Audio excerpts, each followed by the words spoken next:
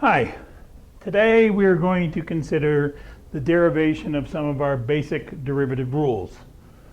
The derivative, as we've seen, extremely important limit, and we do not generally want to use the limit definition to find derivatives, not when we have nice ways of finding it using derivative rules. And what the derivative rules do is that they allow us to use our limit definition to generalize situations, and then we can apply them to whatever functions we have. So our first derivative rules, somewhat basic. The derivative of a constant, c is an element of the reals, is 0. And this is pretty simple. The definition, the derivative of the constant would be the limit as h approaches 0 of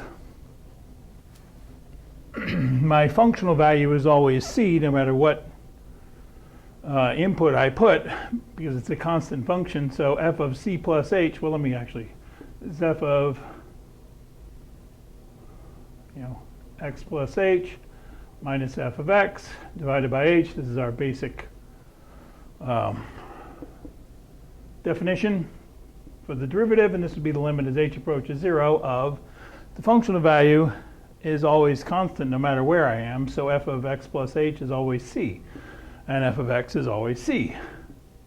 And so this would be the limit as h approaches 0 of 0, which then is obviously 0.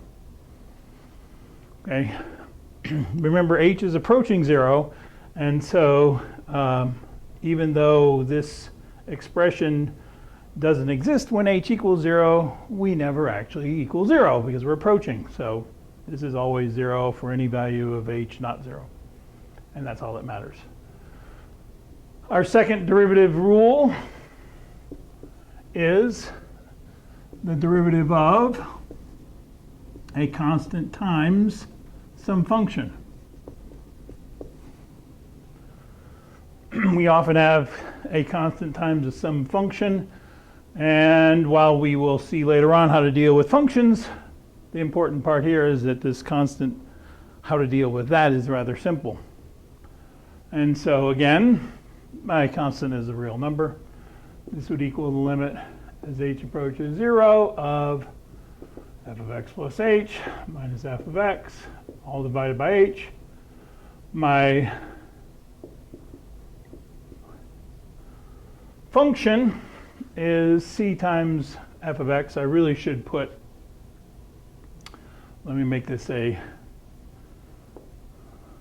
capital F of x plus h minus capital F, where, make it a little bit easier, capital F of x is c times little f. So make it a little easier, especially when we get into some of the other situations. Anyway, this would be c times little f of x plus h minus c times little f, all divided by h, which, using basic algebra, I can then factor out the c.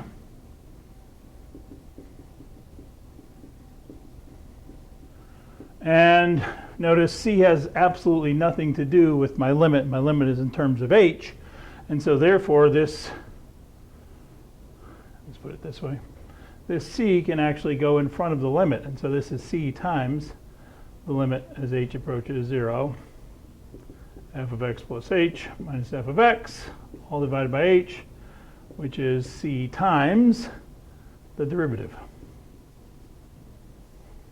And so basically what this rule says is that the derivative of a constant times a function is the constant times the derivative of the function. The constant just kind of pulls out in front, and that's going to be extremely nice. Okay? Our third situation, let me erase this, is going to be what we call, well, what we ultimately are going to call our basic power rule. But for the moment, we want to consider the derivative of x to the n where n is a positive integer. 1, 2, 3, etc. Okay? And I'm going to use the other form of derivative. Remember,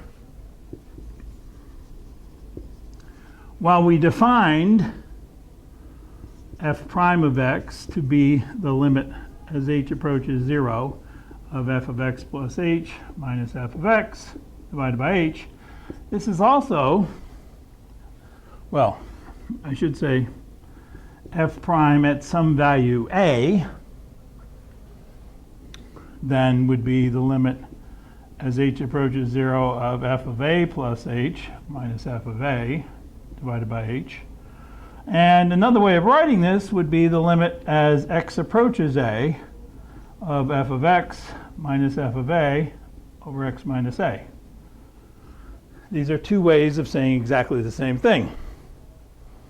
And so if I find the derivative, using this form and then say we'll let a be any real number, I'm going to get the derivative in general the other way.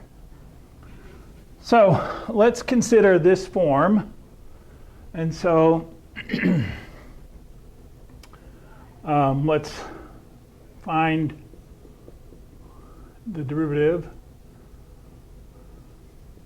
of x to the n at some value x equals a, and this would be the limit as x approaches a of f of x minus f of a over x minus a. Like I just said, in this case, this would be the limit as x approaches a of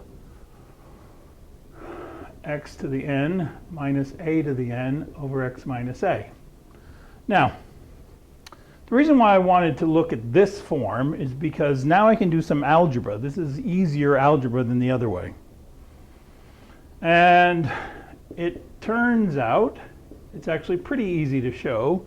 I'm not going to, you'll have to trust me, but it is relatively easy to show that this numerator will factor as x minus a times x to the n plus 1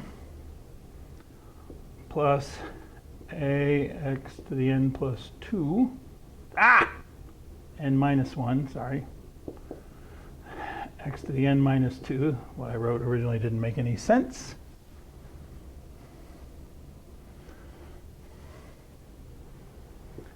plus a squared x to the n minus 3 plus dot dot dot plus a to the n minus 2x plus a to the n minus 1. Basically what happens is the power on x goes down and the power on a goes up.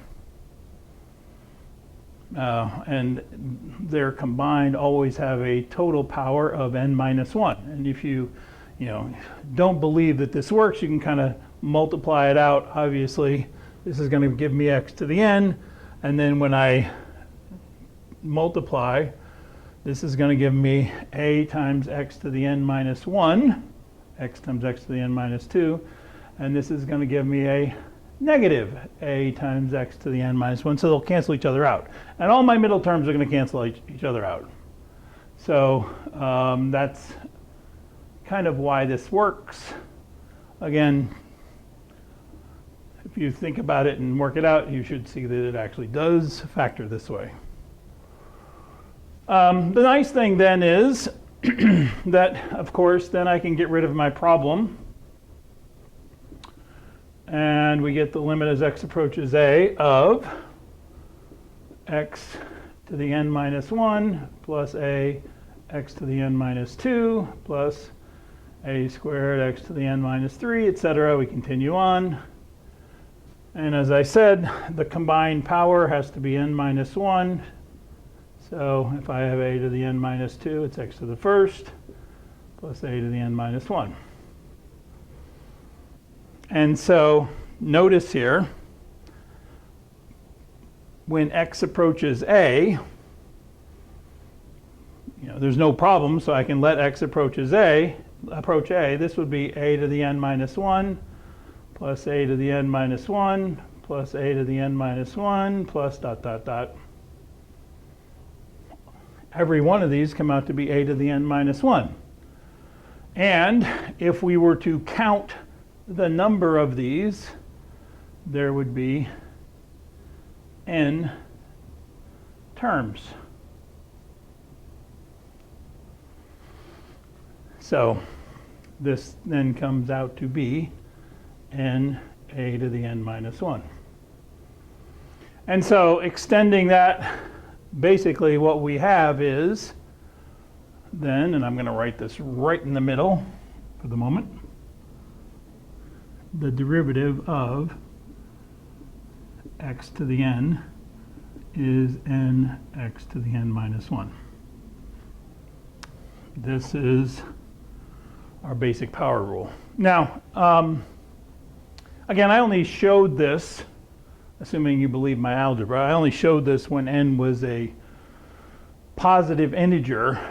It's actually true, or going to be true, when n is any real number. So we will assume, this is how we're going to use it for right now, that the derivative of x to the n equals n x to the n minus 1 for any n in the reals, any positive real exponent. We're going to assume that this rule holds. Okay? And again, this is called the power rule.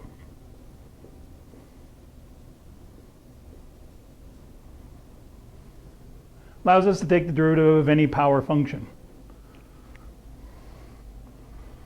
So, using that for a moment, we'll get more examples later on, but using that for the moment, if I were to have or want the derivative of the cube root of x to the 5th, I would say this is the derivative of x to the 5/3. Now this is a power function, hence this would be 5/3 x to the 2/3. The exponent comes out front as multiplication. We subtract 1, that gives us my new exponent. So this is the derivative of that function. Notice when I take the derivative, I stop writing this notation. Just like before, when we had limits, when I took the limit, I stopped writing the limit. So this notation means I need to take the derivative of. Okay? So this is our basic power rule. We have, let me leave that over there for the moment. And I'll try and leave this in the middle for the moment. And we have something called the product rule.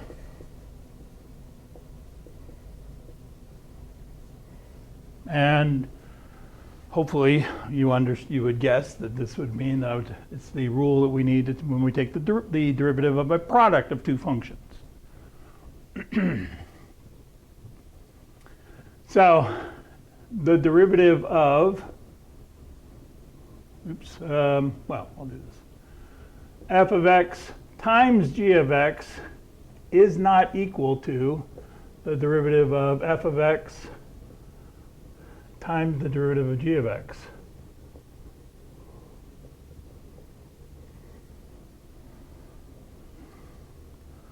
It does not work that way. So let's see what actually does occur. So I'm going to let capital F of x be little f of x times little g of x, and we want the derivative of capital F of x which in this case would be the limit h approaches 0, capital F of x plus h minus capital F of x, all divided by h. Basic derivative rule. And in this case, this becomes,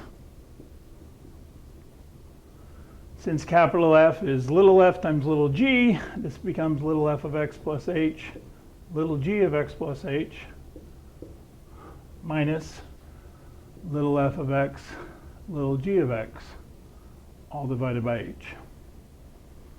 Now, at this point, what we need to do is a little algebra trick. I need to add and subtract the same result here. And so what we're going to do is add and subtract the following. I'll keep my first term. I'm actually going to subtract first. I'm going to subtract f of x plus h, g of x. And then I'll add f of x plus h, g of x. And then I still have my last term, which is minus, and I should have given myself a little bit more room. Let me erase this. Sorry. This is f of x plus h, g of x plus h, minus f of x plus h, g of x, plus f of x plus h, g of x, minus f of x, g of x, all divided by h. And so I'm basically adding 0 in this particular form. The reason being, I can then say, this is the limit as h approaches 0 of f of x plus h times g of x plus h minus g of x. I can factor the f of x plus h out of the first two terms. Plus, and I'll factor in a g of x out of the last two terms, and I'm left with f of x plus h minus f of x. All of this is over h. Again, I'll use some algebra. This then becomes limit h approaches 0, f of x plus h times g of x plus h minus g of x over h. I will bring that out front. Plus g of x times f of x plus h minus f of x, all divided by h, which it's really the limit of this whole thing. By using our limit laws, we can simplify this. Remember, the limit of a sum is the sum of the limits. And the limit when I have, a constant, that, limit of a product is the product of limits, and then limit of a constant can go out front. So using those, I can first say that this is the limit as h approaches 0 of f of x plus h times the limit as x approaches 0 of g of x plus h minus g of x, all divided by h. So we have this limit multiplied by that limit, plus do the same thing over here. This limit multiplied by the other limit. Limit h approaches 0, f of x plus h minus f of x, all divided by h. The first limit is just f of x. Limit as h approaches 0 of f of x plus h is just f of x. The second limit, hopefully you recognize that this is the derivative of g. So this is the derivative with respect of g of x. Plus, this has no h in it, so this is a constant with respect to h. So this is just g of x times, and again, this is a derivative. This is the derivative of f with respect to x. And so what we end up with, and I'll go now over here, is our product rule is that the derivative of f of x g of x is f of x times the derivative of g of x plus g of x times the derivative of f of x. However, we never really say it in this way. This is kind of ugly to remember. Usually what we think of in terms of a product is a first function and a second function. And so usually we say, using prime notation, first times second derivative is first times the derivative of the second plus the second times the derivative of the first. This is usually how we write our product rule, and I'm going to get rid of my power rule. I don't need that anymore. This is usually how we write our product rule.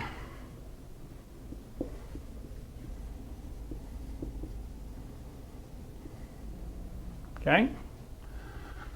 First times the derivative of the second plus second times the derivative of the first. Then whatever functions we have, whatever they're labeled, it doesn't really matter. We can deal with it accordingly. Okay? There is also a quotient rule, which I am not going to derive. I will let you, look at it, or, again, it's not worth going through the derivation of, but it says that the derivative of f of x divided by g of x, a quotient, is equal to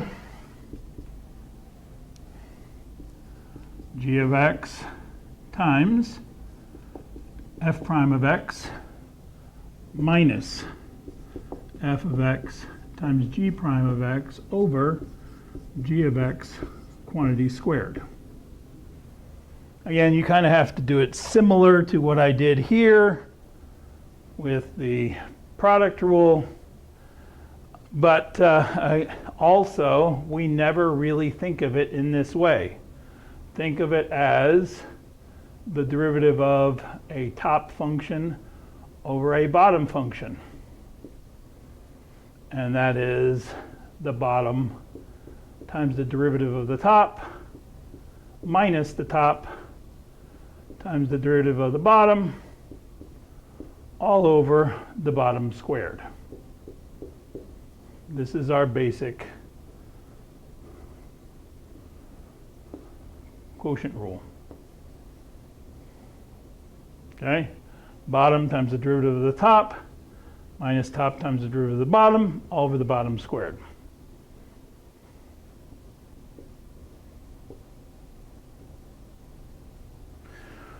Okay? Now, if you were thinking about it, and I'm going to erase this, it's a lot of work and it's taking up a lot of area here. It's a little messy. If you were thinking about it, there are basically 5 algebraic ways that we can combine functions.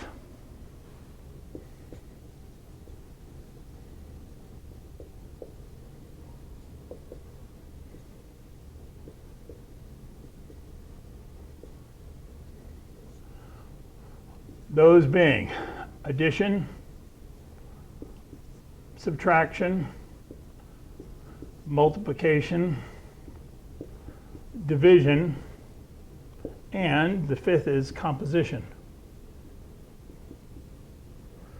I have basically shown how to find the derivative when we have multiplication and division. addition and subtraction are very similar. And this is actually pretty easy.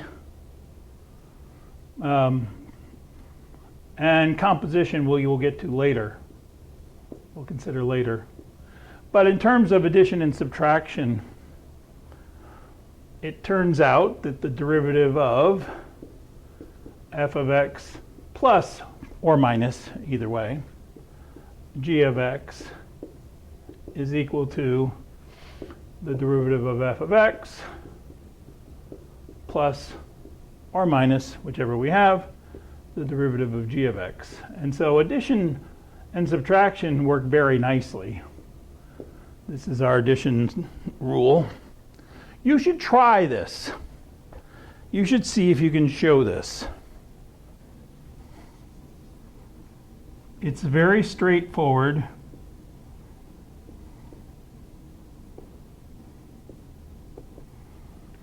And I will, again, kind of set it up for you.